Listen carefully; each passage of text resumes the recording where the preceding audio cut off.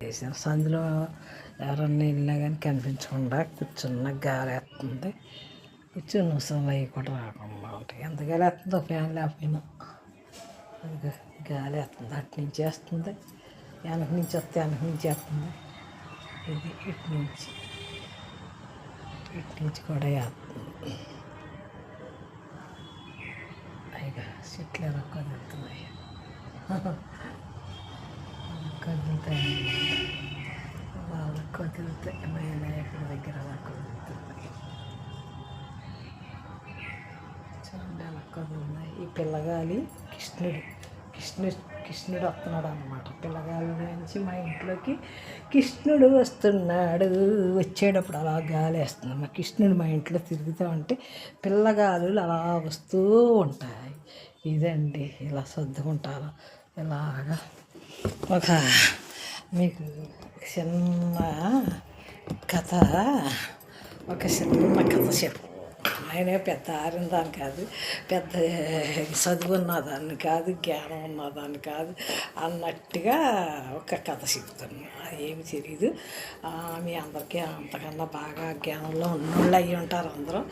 ఏదో నేను చిన్న జ్ఞానం, చిన్న అంటే నా మటుకు నేను అంతే. ఇంకా అందరికీ పెద్ద గొప్పదాన్ని, వెరీ గుడ్ దాన్ని అలా కాదు.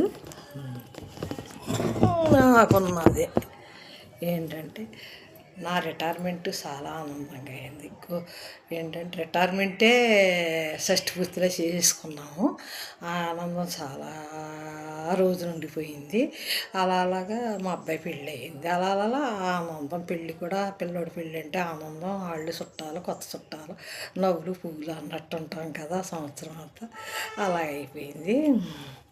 అలా అయిపోయిన తర్వాత ఈయన గారు కాలం చేయటం, నేను అటు ఇటు వెళ్ళటం, ఇందులో ఉన్నాం కదా. ఇలా ఉండగా చిన్న తర్వాత సంవత్సరం వెళ్ళాక గుళ్ళకి వెళ్ళటం, మా అబ్బాయిని తీసుకుని గుళ్ళకి వెళ్ళటం. నా ఫ్రెండ్స్ వచ్చి నన్ను తీసుకెళ్ళి గుళ్ళకి, మా అన్నయ్య గారు ఉంటారు, శ్రీరామ అంకులు అన్నయ్య బ్రాహ్మణ, వాళ్ళు మా ఇంటికి వచ్చి వారం రోజుల నుండి నన్ను తీసుకుని వారం రోజులు చుట్టుపక్కల తిప్పేవారు. తర్వాత నేను చూసి కొన్ని చూడని కొన్ని 2 సార్లు వెళ్ళాము. అలా 2 సార్లు వచ్చారు. పాపం 3వసారి వద్దాం అనుకున్నారు, సరిగ్గా అమెరికా వెళ్ళిపోయారు. మళ్ళీ ఈసారి మళ్ళీ భీమవరంలో అదే కొంచెం వద్దాము. భీమవరం చుట్టుపక్కల చిన్న ఉన్నాయంట. అవి నేను కూడా చూడలేదు. నాకు కూడా చూపించడానికే మన ఇంటికి వస్తున్నారు. లేకపోతే వాళ్ళు రాజమండ్రిలో బయటలో దిగి ఆ చుట్టుపక్కలని చూసుకుని మళ్ళీ పేటెక్కి వెళ్ళిపోయి ఇదే. కాకపోతే మా స్నేహం అలాంటిది. మా సొంత అన్నయ్యలాగే ఉంటారు. పుట్టిల్లే అది నాకు, వాళ్ళ ఇల్లు. అందుకు మళ్ళా నా ఇంటికి వస్తేనే కానీ బయటికి వెళ్ళరు, నన్ను తీసుకునే వెళ్తారు. అదొక ఆనందం. ఈ ఆనందాల్లో నా ఫ్రెండ్షిప్లు అందరూ నాకు ఆనందంగానే బ్లాస్టులు అందిస్తున్నారు. వాళ్ళ ఊతంతో నేను ఇలాగా గడిపేస్తున్నాను. అదంతా అది దేవుడి దయ, వాళ్ళు నాకు చూపించే దయ అనుకుని ఒక సంతోషం. నేను ఏదైనా చిన్న కార్యక్రమం చేయాలనుకుంటే చేసేసుకున్నాను. గోదానం అనుకున్నాను. మా నాన్నడ కార్యక్రమంలోనే గోదానం పెట్టుకున్నాను. అదొక ఆనందం. ఆ ఆనందం అవ్వకుండానే మళ్ళీ దత్త పూజ, మా కోడల చేత తామర పువ్వుల పూజ పెళ్ళప్పటి నుంచి ఉంది. అది దత్త పూజలో కలిసిపోయింది. అది చేస్తే అదొక ఆనందం. ఇలా అయిపోయింది. అయిపోతే మా అమ్మమ్మ, తాతయ్య, మా అత్తగారు, మామగారు గోదానం ఇచ్చుకున్నారు. వాళ్ళిద్దరు 3 పిల్లలు ఉండగానే వాళ్ళ చేతులతోటే ఇచ్చుకున్నారు. అప్పుడు నాకు ఇలా ఇంత తెలియదు. అయ్యో, ఆ ముసలోళ్ళని అలా కూర్చోబెట్టి పాద పూజ చేసి దండలు వేయించి, ఈ ఆలోచన అప్పుడు నాకు లేదు. నా రిటైర్మెంట్ అయిన తర్వాత వచ్చింది ఇదంతా.